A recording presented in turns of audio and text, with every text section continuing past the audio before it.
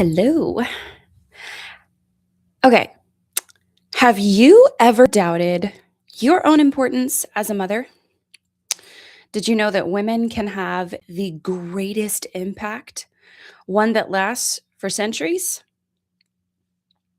I know. I could be accused of sending women back into the dark ages by promoting this kind of ideology. However, stick around and I'll give you some examples um, and give you some points to think about, and maybe it'll change your mind. And you might see motherhood in a different light. Good morning and welcome to the Messy Motherhood Podcast. I'm Haley Ram, the host, and I'm a mother of five adorable children, also a wife. um, and I, I really believe in motherhood. Um, it was I guess I can share a little bit of my story about what I thought of motherhood and um, what my dreams were. 'Cause that's probably slightly important for my argument. So I actually grew up in a conservative Christian cult. And growing up, motherhood was the basically pretty much the only, you know, praised option for women. You were to, stay at home until you got married, and then you would have um, babies, and that would be your life, and that was it. Um, so kind of could seem like, oh my gosh, that's so oppressive, that's so limited. Um, And I did want children. I did want to be a mom. Um, I I actually didn't interact too much. I wasn't seen as the go-to babysitter. I loved babies. But as far as like young children, I was kind of intimidated by them and scared by them. And I didn't know it at the time, but I have since later learned that that had more to do with me being abused. Um, and um, Still a whole episode on that. Um, but I did dream of having my own babies, and raising my own children. But I also dreamed of owning my own cafe, being an author, being a writer, having my own business. And eventually that grew to, oh my gosh, I didn't know it was possible until I came across this one couple, Bodie and Brock Taney, and they were a husband and wife team that wrote books together. They took their expertise and paired it together to write these incredible, incredible books. And I was inspired by that. And I thought, aha, okay, here's what I want. I would love to work with my husband. We have our own business together and we raise our kids. And that was kind of the vision that I had. And I could imagine myself having, a lot of kids. I grew up with 10 siblings, and I had 7 younger siblings. So I took care of children a lot. I did have a lot of experience. Um, for the first year of my youngest brother's life, I was his primary caretaker. I took care of him. I was 15, and he was my baby. So I I already knew I wanted to be a mom. There was no doubt in my mind, even though, I guess the technical term is deconstructed, um, and untangled, some unhealthy beliefs about motherhood. And what I saw a lot growing up was the idea that mothers sacrificed themselves completely to the point where it took on like this. And we see this, this idea is still pervasive today, that, women are martyrs and they just give everything to the family and then they run themselves down and like, oh my gosh, I sacrificed and gave up so much for you. And it ends up not being um, a healthy attitude that a lot of, daughters then think, I really don't think I want to be a mom because I watched my mom kill herself raising us. And I don't, they see that as the example and think that's not something for me. And so there is an unhealthy attitude of giving all of yourself to the point of you don't even take care of yourself, which I had to some extent, like I had some of those mentalities myself. So I've had to work that out. And I don't think that that is healthy and by any stretch because, the way you take care of yourself as a mom, the way you show up for your children, and the way that your attitude towards motherhood is going to affect your children, whether you like it or not. That's the thing is whether you believe you have influence, surprise, you have influence whether you believe in it or not. And this is an idea that, a lot of society just doesn't want to accept. We are so comfortable criticizing fathers for being absent and for leaving the home to go work, or not leaving the home to go. He's praised for leaving the home to go work. He's not praised for abandoning, obviously. However, we have praised women for abandoning their children. It is a badge of honor to go back to work 3 months, 3 years after you've had your child. And that's appalling. I'm just gonna state upfront that that is appalling. I'm sorry if this is offensive, and this may be, your situation, the thing that you have chosen, but and this is meant to be a positive. This is gonna be positive.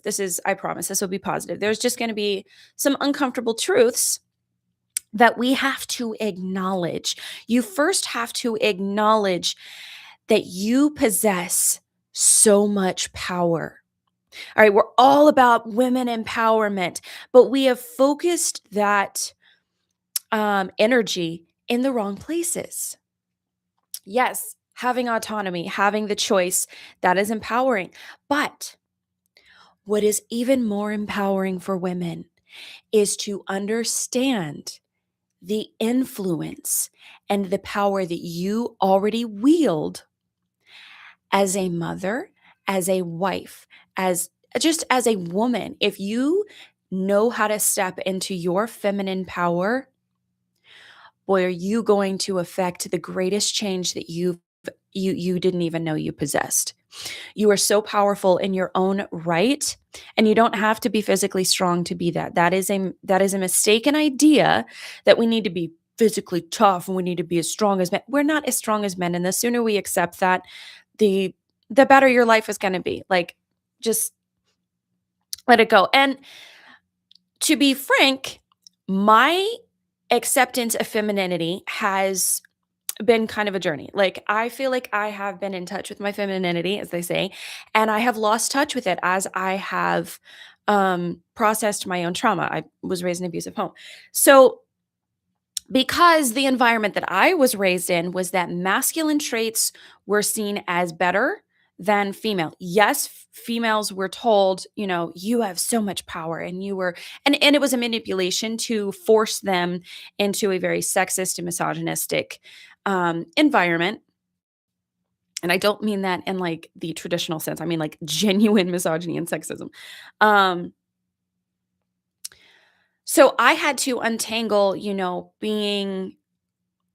seeing masculine traits as better than female traits. Like, my opinion of women has been, has had to be recalibrated to some extent because I didn't regard myself as a female as that important, as that valuable, because of the culture I was raised in.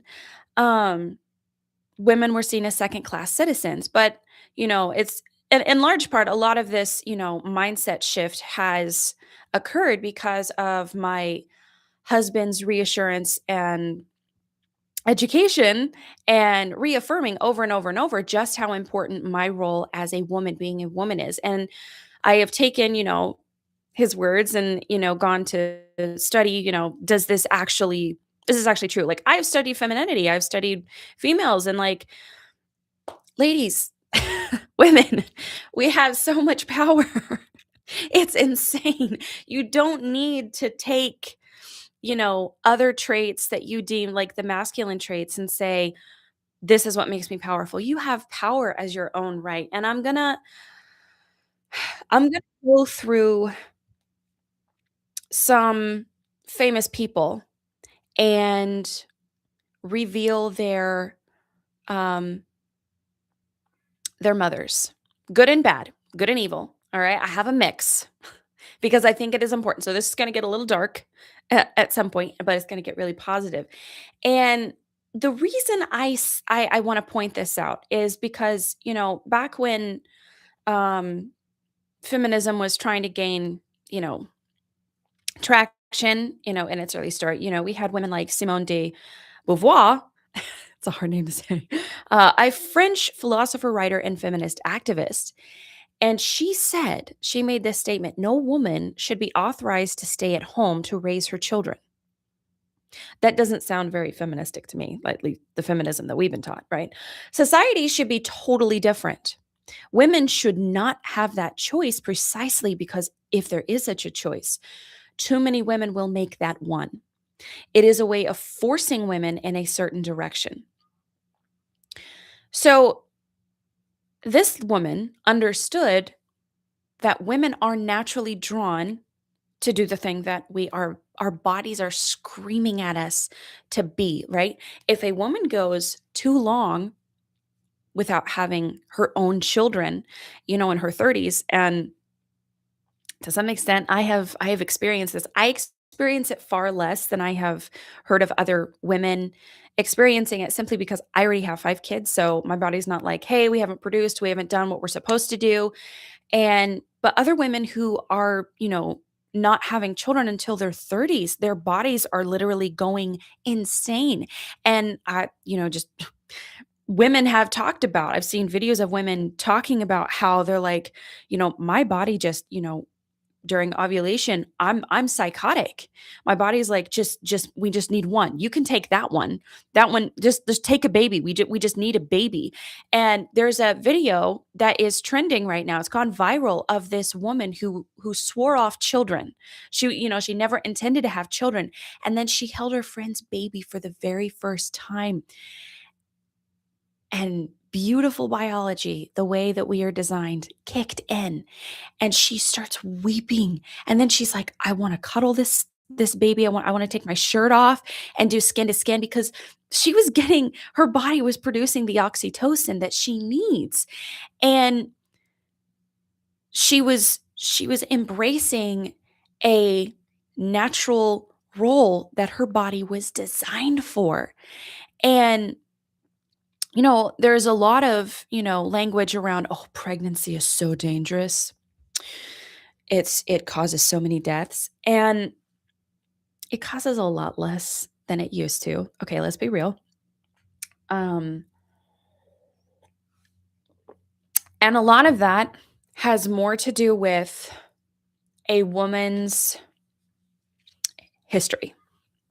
I'm just going to say that women who have been abused um, have far more uh, negative effects than women who don't. And also, the health of your pregnancy is also dependent on the health of your husband. So that's something we didn't previously know. Like, that's like new science that we're finding out. So that's important to know. And I think that is important information to take into consideration when we make these statements. Pregnancy is super dangerous and hard on the body. Yes, it is.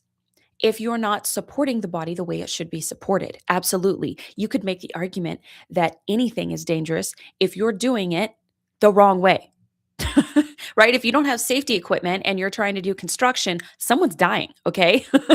That principle goes across all the boards. You apply that to any situation. If you don't do things properly, you're going to have negative outcomes, most likely. So, it's not that pregnancy is this threat to the female body. Like, okay, if it was really that great of a threat, and women were um that at risk for dying every time they got pregnant, I think God would have created a better design. I'm just saying that's insulting the design that God created, and God created everything perfect and good. It's just the fallen world that, and the result of sin, and like I said, abuse plays such an important role in the health of someone's body. It really does, and trauma, actually, trauma. Um, so when we believe these statements that, you know, being a mother is this repressive thing, it's, oh my gosh, why would you even want to be a mom? Like, you're just restricting yourself to, you know, raising kids. Like, what's the big deal? Well, you are continuing the human race, for one. So you're keeping humans from going extinct by contributing to the population. That's one thing. Secondly, we often forget, which is really hilarious that we forget this because women were supposed to be naturally great at thinking of all the things all the time. But I think we forget, and I forget sometimes, which is why I remind myself very often that children are the future. Like we say this, we know this, children are the future. Yet I don't think we realize the ramifications. Like the people who were going to take care of you as a society when you were old, you're putting seeds into that right now when you do have children. You are building the future. Okay? You're literally building the future. It's why Hitler went after the youth because he knew, hey, if I've got the young ones, I can control the nation and I can control because he was looking ahead. He was like, hey, I want my policies, my ideals to extend further than what the current adults can do for me. So he knew you get the children, I control the future. And I think, if evil people like that can have that capacity for understanding of, the importance of children, I think we as a healthy society should really, really take that into consideration and really dwell on that and think about that. And I know it's scary and it's intimidating and it's terrifying even. Like it terrifies me to know, oh my gosh, I'm in charge of these people's little minds, their future. And I know some parents, they don't want to be responsible for how their kids turn out. I've often heard, once they become adult, they make their own choices. Yes, they make their own choices. Absolutely. However, we now know that the first I went back. I've quoted this before, but I had the age wrong. It's the first 8 years. The first 8 years are what every person's natural code that they're operating on, your inner critic, your um, intuition, your instincts towards how relationships, who you can trust, that is all determined in the first 8 years. Now, obviously, you can rewrite the code. It can be like if your child is older than 8, you can be like, "Oh, well, it's too late." No, no, no, no, no. You can always help. You can always change. You can always rewrite the code. You can always start a different pattern.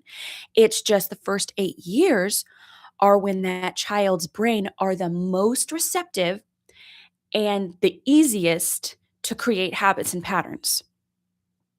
You can obviously the brain is a miraculous thing and you can change it no matter what age you are. It just gets harder, especially when the brain is adapted and finishes adapting between the ages of 25 and 28, depending on if you're male or female. So, but that's important information. Like your child from the ages of 0 to 8 is very impressionable. They're absorbing everything. They're like sponges. They're literally like sponges and they're taking in all this information and their brains are writing all this code saying, okay, well, this happened this time. And now we have all of this data to support the fact that we can either trust this person or we can't.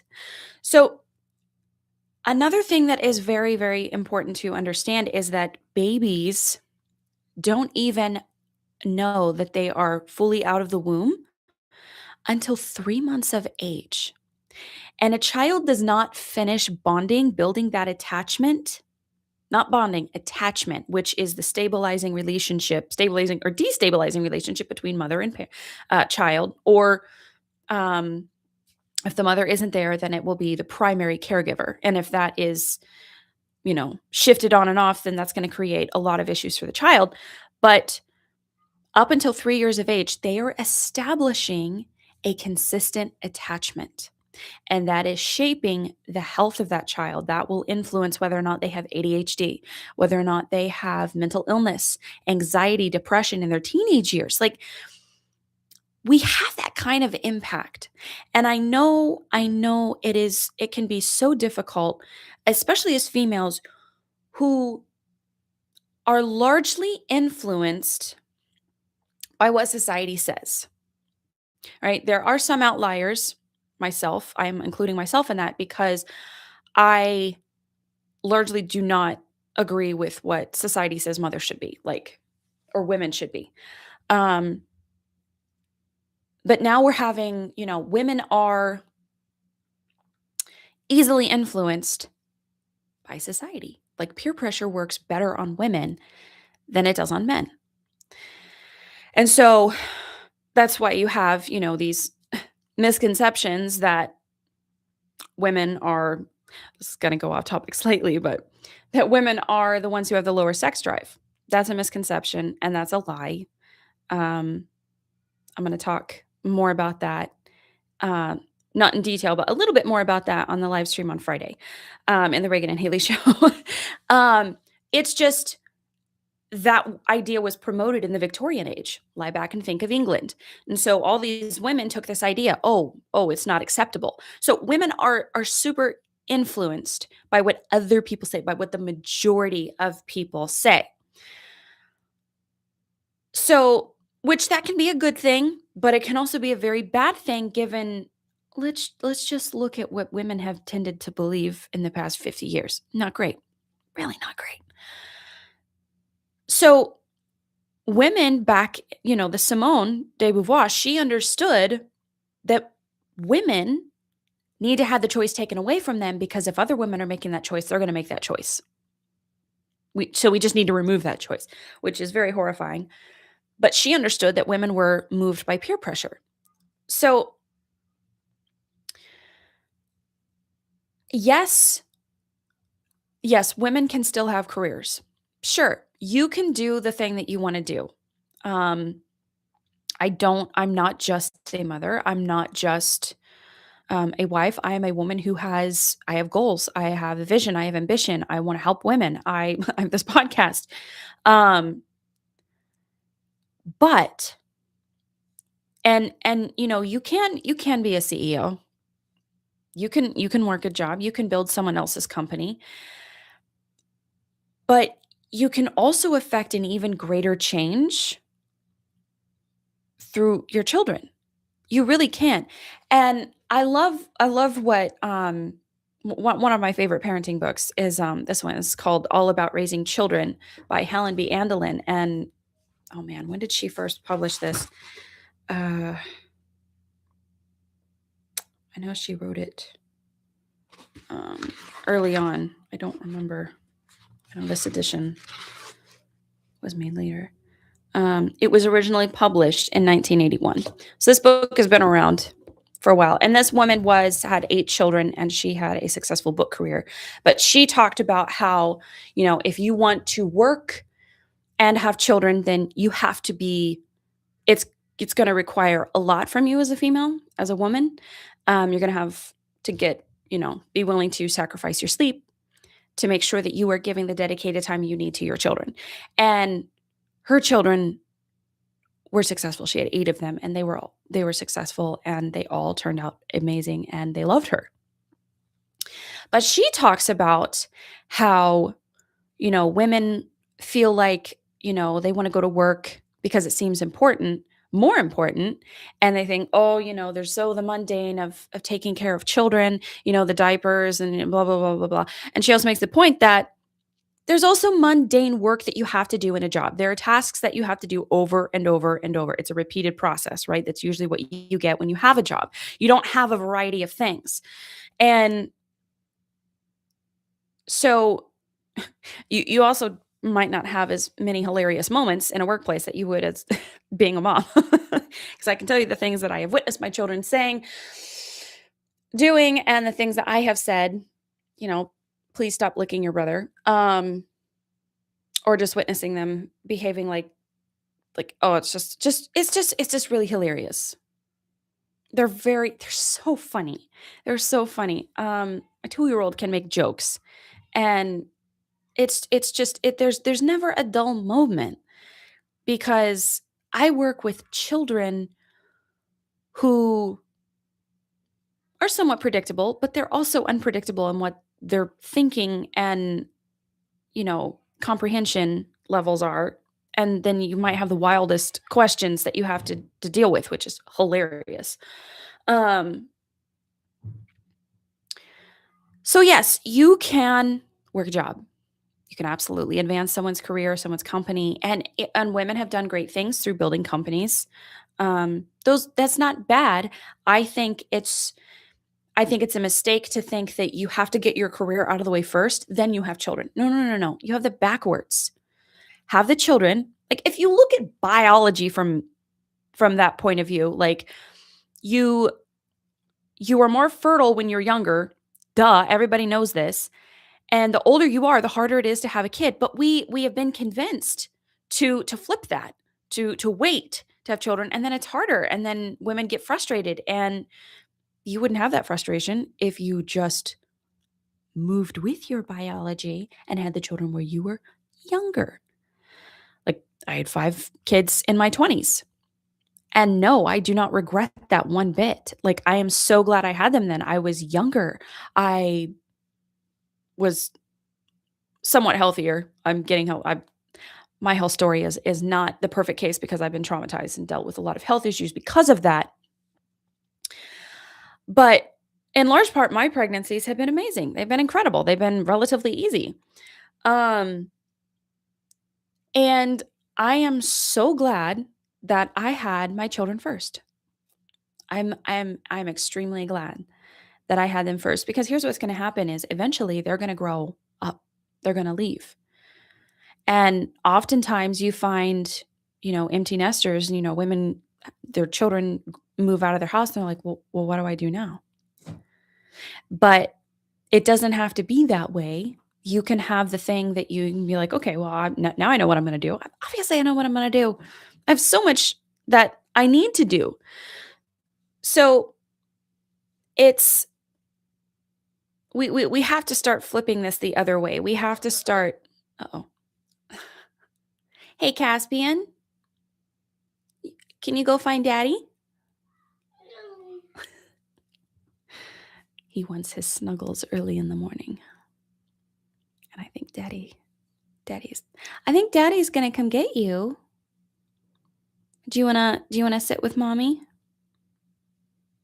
Although he's going to want. No? Okay. Okay, he's just standing there.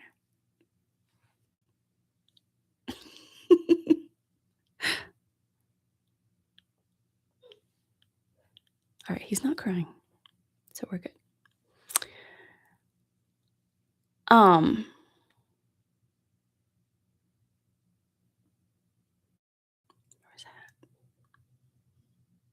that? So, right, we can have great change. We can affect great change through children.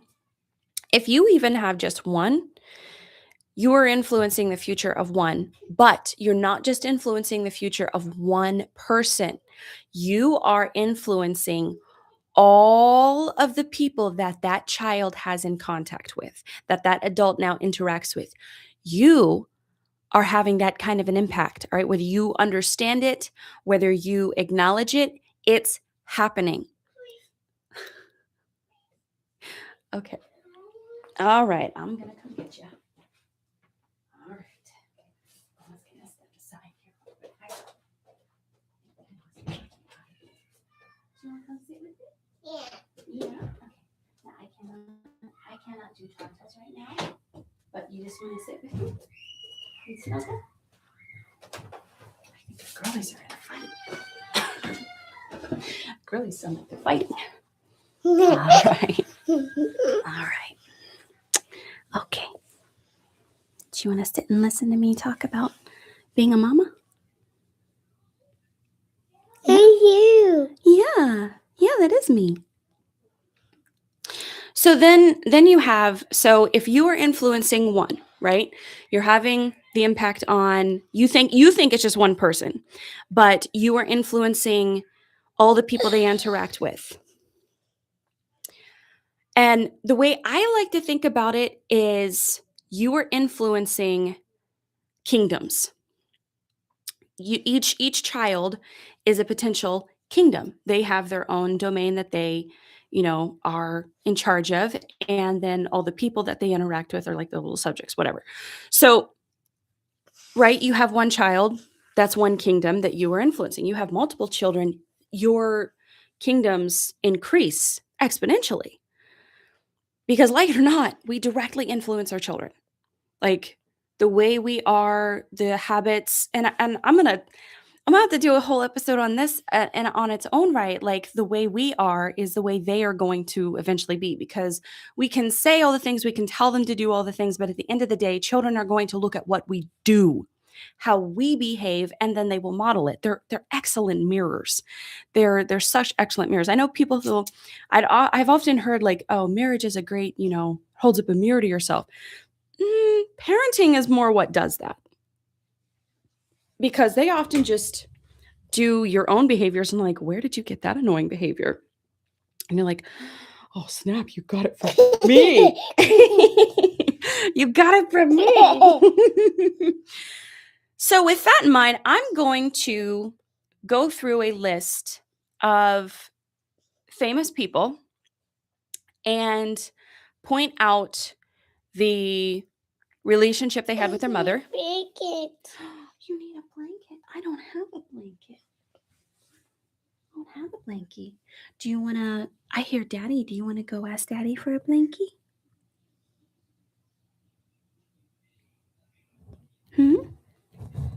My bedroom. You want to go in the bedroom? You can do that. No, I just want to sit with Mommy. I'm close to being done. Do you want to sit here for a few minutes? Okay, so I'm going to demonstrate, I'm going to show you, walk through a couple of famous people and give the, what these famous people's mothers, their influence, and the relationship to them was. Because, as I said before, like it or not, how our children turn out has somewhat to do with the mom. It just does. So the first person is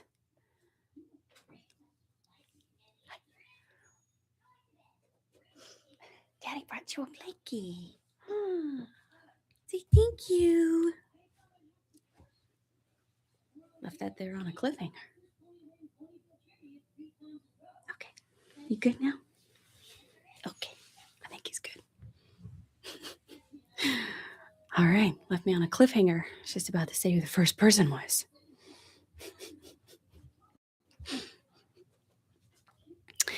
So the first person that I wanted to kind of shine a light on is Albert Einstein. Everybody knows who Albert Einstein is.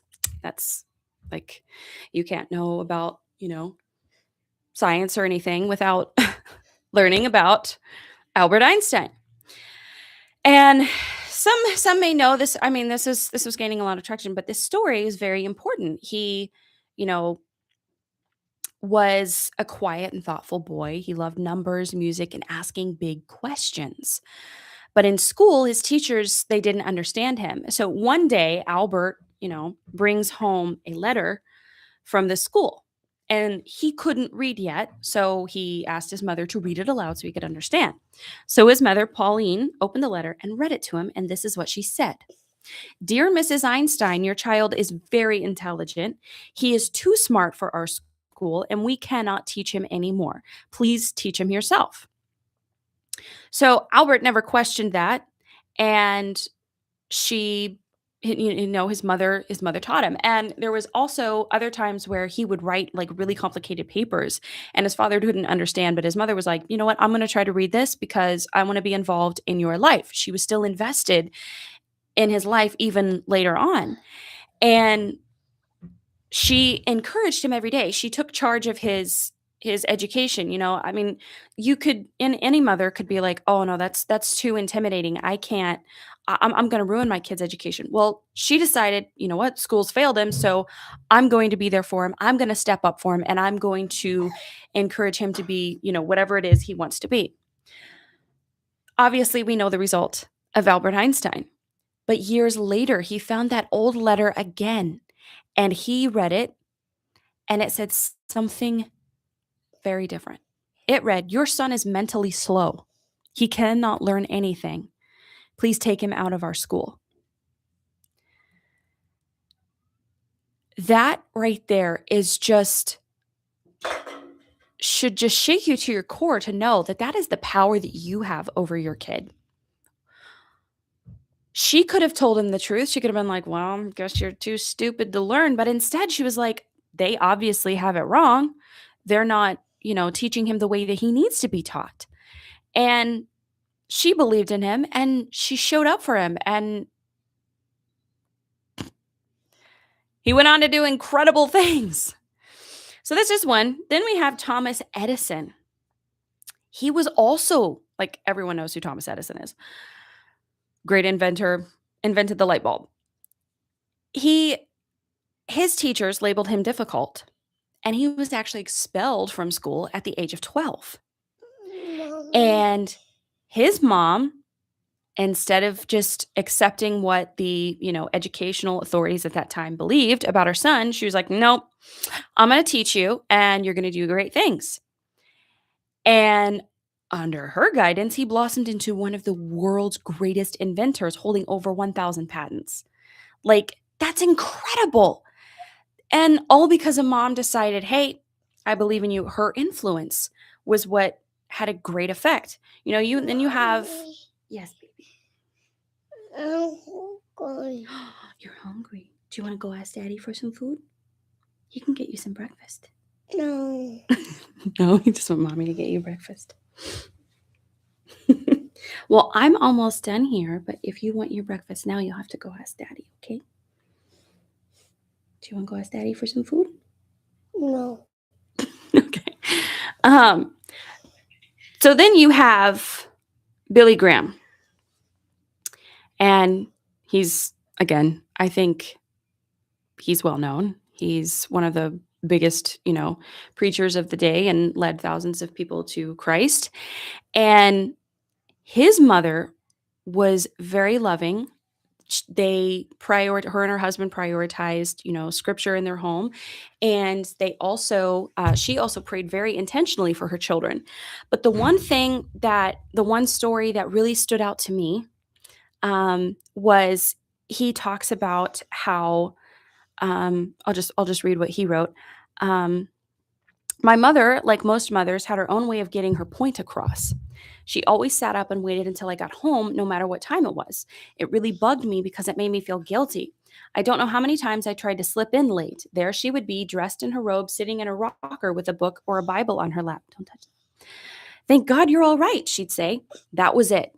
She never lectured me or made threats. Mama would just smile, say goodnight, and go to her room. No matter how I begged her not to wait up for me, and she was always there with the light on when I arrived. I began to feel ashamed that Mama was losing sleep waiting up for me. I knew my mother well enough to know that she was not going to change her ways, so I had to change mine. I finally just gave up and started coming home earlier. I ended up with a curfew of my own making." So this mom just showed love and concern. And it affected the change that she desired. She wanted her son to be safe, and he eventually, as you heard, he listened. And but he had a very good relationship with his mother, and she was there for him. She showed up. Then you have John and Charles Wesley's mother, Susanna Wesley. She's actually really fascinating. she so she had, oh man, she had 19 children, but only 10 survived to adulthood. Um, she managed their household. They were often in dire financial circumstances, and her husband was imprisoned for debt. So that sounds like a very tumultuous, upbringing. However, it John and Charles Wesley, look them up if you're not sure who they are, but they are. John Wesley is responsible for starting the Methodist movement. Um, and then Charles Wesley was a preacher, and he wrote a couple of hymns, I think. Um, but they were great preachers of their day, and she was in charge of their teaching, their education, their home life. Like she ran her home well, and she would teach other people too. Like that's she didn't let just being a mom, stop her from doing what she thought she needed to do, which I find that very encouraging because it's like she used her home as a a place of like a base of operations basically. Um then I was curious and I looked up George Washington's mother. Um, and she ended up being a single mother by the time George was 11. Her husband died. Um, but she still dedicated her life to raising her children. Like she was still, they had their own place. Like all of her children were successful. Um, and she didn't end up dying of breast cancer, which I thought that was kind of interesting. But there's a quote that I found. It was said that Mrs. Washington informed her son of her poor health and expected to die soon. And George was willing to decline presidency to to go take care of his mother. And his mom responded, "No, go." Go fulfill the high destinies which heaven appears to have intended for you. Go, my son, and may that heavens and a mother's blessing be with you always. Like that's so powerful. Like a mother who was, sick and dying, and instead she encourages her husband or her son to go be the president. Like that's amazing. You going to daddy? Okay. Okay. Bye-bye. So those are all incredible people. Like those are all, interestingly enough, those were all men that I thought of. I know there are famous women out there too. I just, for some reason, I only thought of had men in this example. But then I have three. This is a little bit of a darker turn, but I'm very fascinated by the effects that parents have on children and the way they turn out. And so the next three examples are going to be of some very bad people. The first one is Ted Bundy, right? Everybody knows Ted Bundy was a serial killer. And his mother, I found this. I was like, I've never thought to look this up before. And when I did, I was like, well, this explains a lot. His mother had him out of wedlock. In fact, he wasn't even sure who his father was for the longest time. In 1946. So back then, getting pregnant out of wedlock there was a lot more public shame than there is today. A different topic altogether. But to avoid the stigma of being an unwed mother at the time, she initially raised him to believe his grandparents were his parents and she was his sister. Now, you could say, well, he had loving parents then, right? But here's the thing that we don't want to accept is that a baby's body knows who its mother is. They know. They've spent 9 months inside their mother already. They know that something is wrong, something is missing, and that can cause abandonment issues. He also had abandonment issues by his father because he didn't know who he was. And she later married Johnny Bundy. And she did maintain a close and loving relationship with him, even to the point of not believing that he did the things that he did. Um, but that's very telling. That's very telling. That unstable upbringing is very important, and I think we need to start really looking into this a little bit more.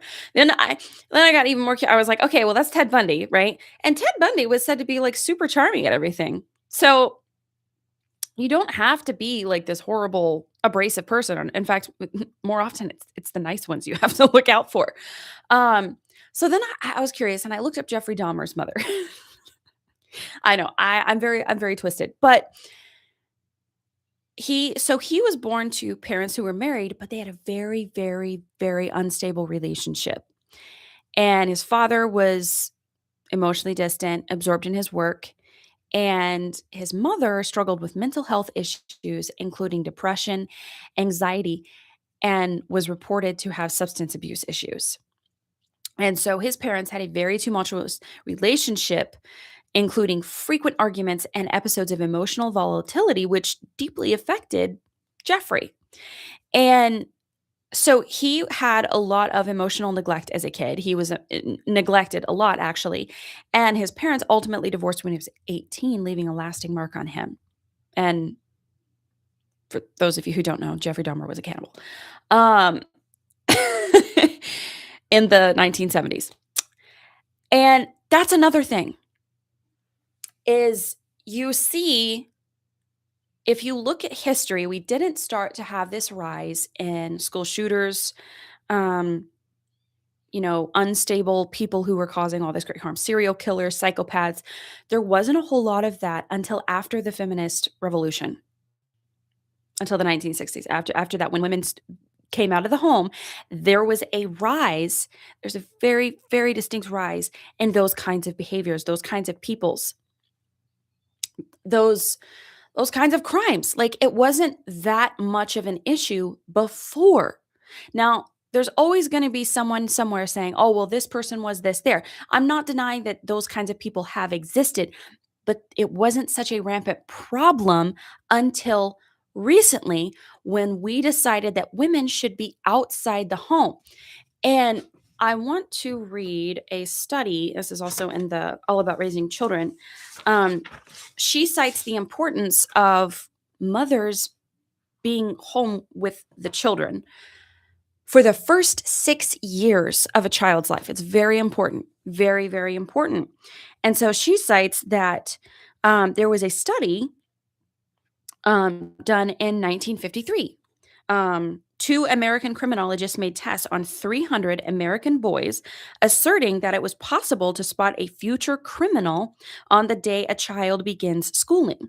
Of the 300 boys tested, 27 were charted as potential delinquents.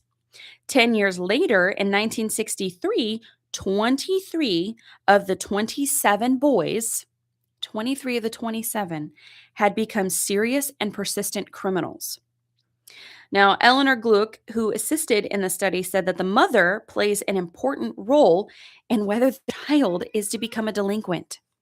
She advises, quote, "It is terribly important that the mother should remain close to her children.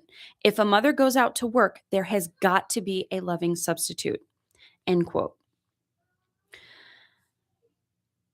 And she goes on to say that a mother's presence in the home is very important, that we mistake quality time with quantity thinking. If we just spend enough quality time with our children, that's going to make up for the lack of quantity, and quantity beats quality time and time again when it comes to this kind of thing.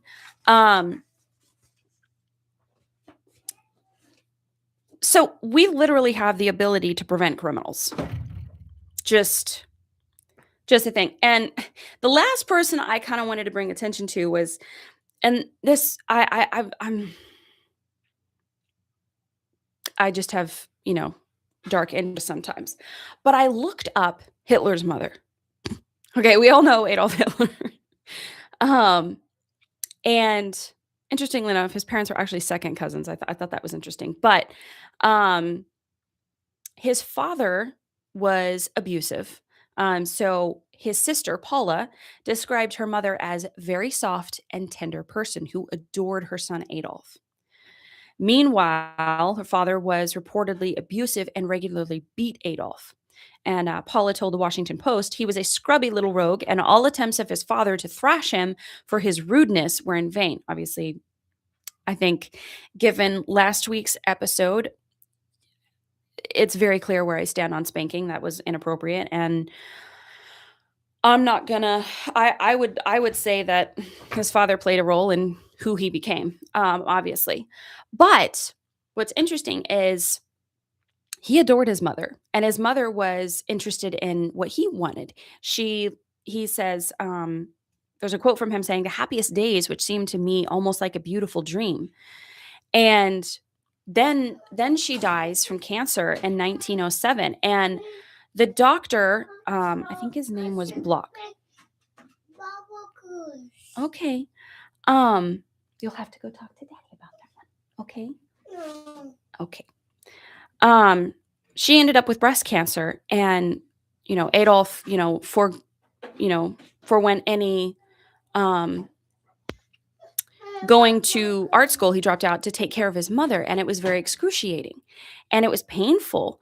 Um, and the doctor, Dr. Block, um, recalled outwardly his love for his mother was his most striking feature. I've never witnessed a closer attachment. And he also said, in all my career, I've never seen anyone so prostrate with grief as Adolf Hitler. And the doctor, he went on to say he didn't think Hitler's love for his mother was pathological. He just remembered him as being the saddest man he'd ever seen when he was informed about his mother's imminent death. And his view of his mother, Clara, was she was pious and kind and would have turned in her grave if she knew what had become of him. So some have even suggested that the dissolution of that attachment, the loss of his mother, some way contributed to his violence. And we can often, we just sometimes it's easy to just be like, oh well, some people are evil, but evil people are not born, they are made.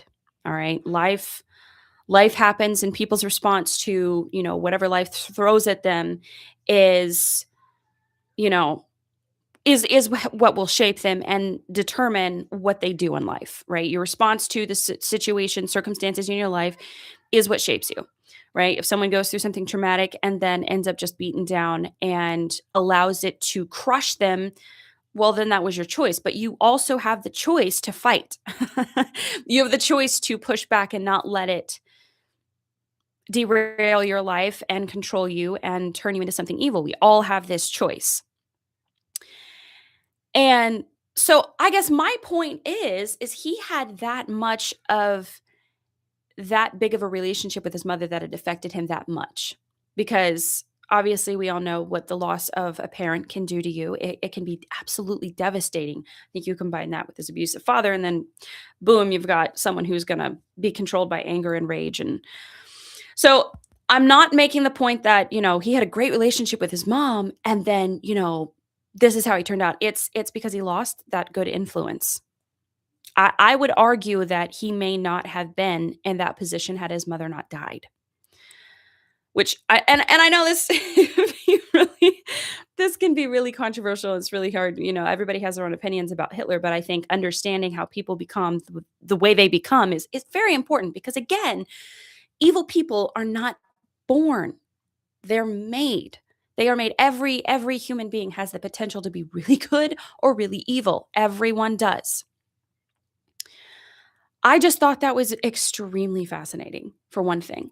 So, like I said, we have the ability to shape future leaders. We have the ability to affect great change. And it can be really hard to remember this, especially when, you are consumed with, oh my gosh, I'm doing the same thing every day. This is monotonous. This is never going to end. All seasons end. In fact, a lot of women are told, "Oh my gosh, enjoy it now because it's gonna evaporate and you're gonna look back and you're gonna regret it." And I think that language can be helpful, but it can also be very paralyzing and cause a lot of guilt. I mean, in my experience, it has. It's not been great for me because I'm like, "Oh my gosh," and to some extent, it's been good too. But knowing that I have this responsibility, that I am in charge, is both very weighty, but it also excites me a lot. And it excites me so much because I can look down the road and I have the ability to see what might happen, right? If you can imagine the greatest thing that your child has to do, right? You could see their potential. You could see what they could go on to be doing. And if you keep that in mind, that can be helpful. And remembering this is important. This is important work. No matter what people tell you, you cannot outsource being a mother. I'm sorry. You cannot and you should not outsource being a mother. You had that child. That child is now your responsibility. They are looking to you, whether you want to acknowledge it or not, even if they get abandoned, right? There is redemption, obviously. But when mothers do not take an active role in their children's lives, it has devastating effects. There's one woman, Erica Commissar. She's done many studies. She has looked at the effects of like what daycare has on children, the effects of how a mother leaving too soon. Like she studied this. Go watch her podcast, go read her books. She has done the research. It's incredible. And the other thing I want to point out is like I'm a Christian and I often look to the Bible. And the other example I left out was God used two mothers to bring about his plan, his kingdom to earth, right? Two women, right? He didn't have to do it this way. God could have orchestrated this plan any way he wanted. Yet he decided that the best course of action would be to have his son come to earth through a woman and he be raised by that woman. Obviously, Joseph was there as well. But when you read scripture, you see his mother, Jesus's mother, has a big impact on him. And yeah, there are times when his mom was like, okay, you got to stop. You're embarrassing all of us. She tried to shut his ministry down. But she was also very influential too. She encouraged him to do his first miracle. She's like, hey, make the wine, do it. And she was affecting him even then.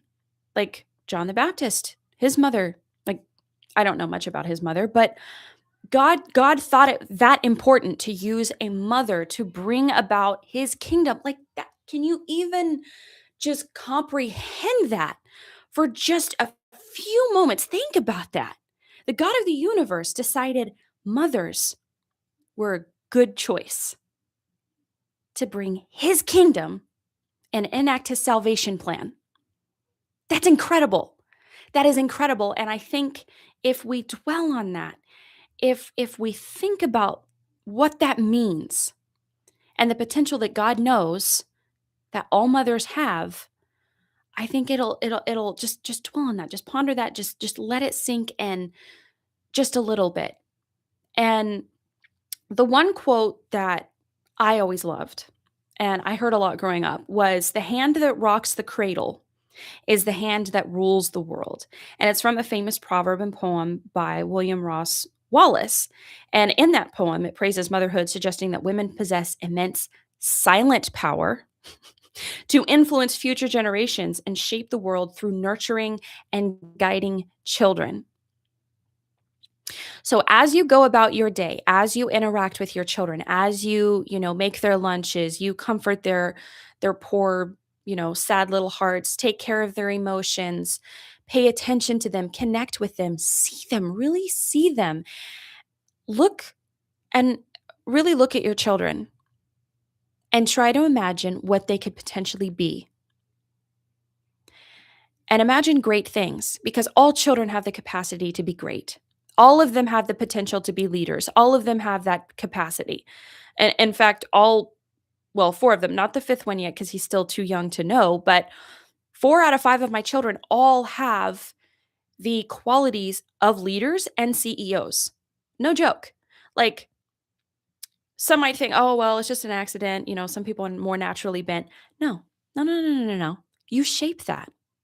You shape how your children show up in the world by how you treat them, by how you show up for them, by how you encourage them.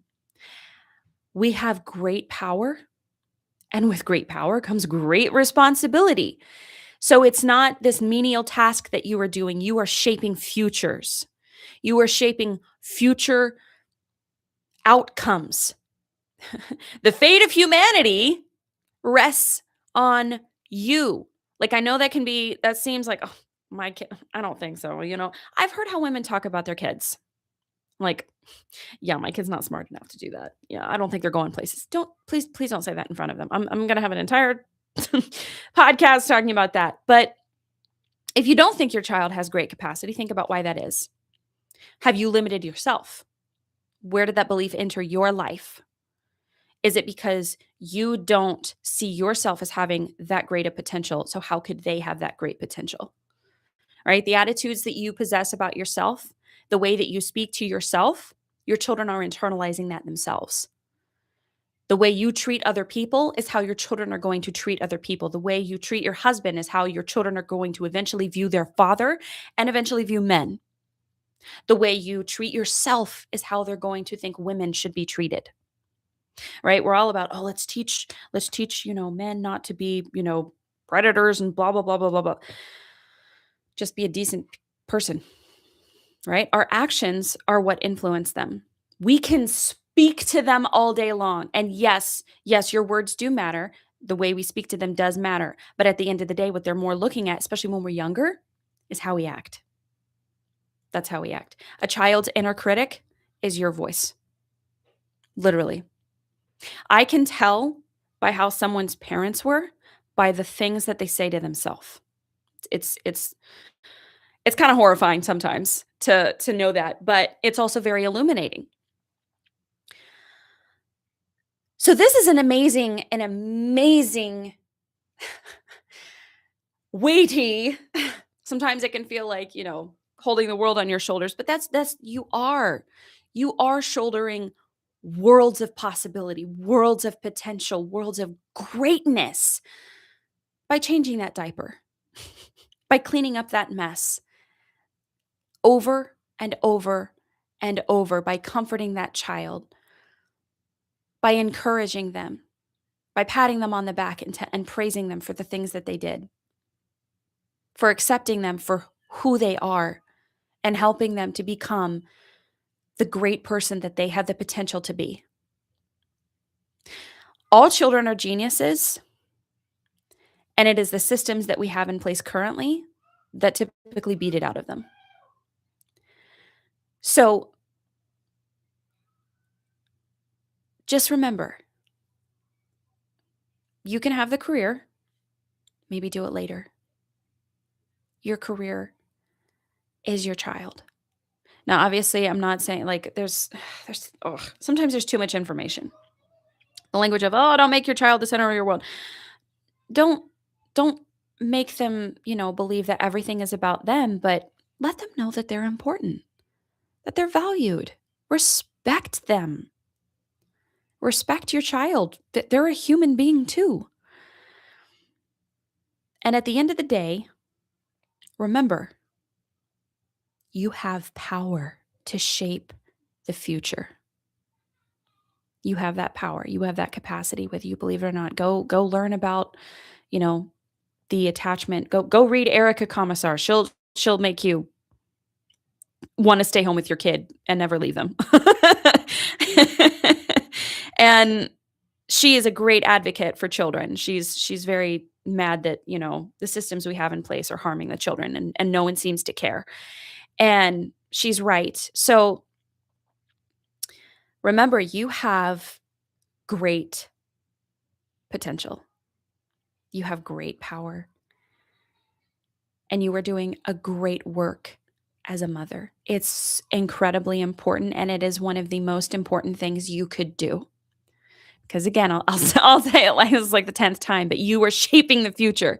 You are literally shaping our future that we have to live in someday. So I I hope this was helpful. I hope this was inspiring. I'm really curious to know how, what you think about this. Please drop your thoughts in the comments. Let's have a great discussion about this. Let's, what if let me know how this information changes your outlook and your attitude towards motherhood. And drop that in the comments below. And I hope to see you in the next podcast next week. And thanks for watching.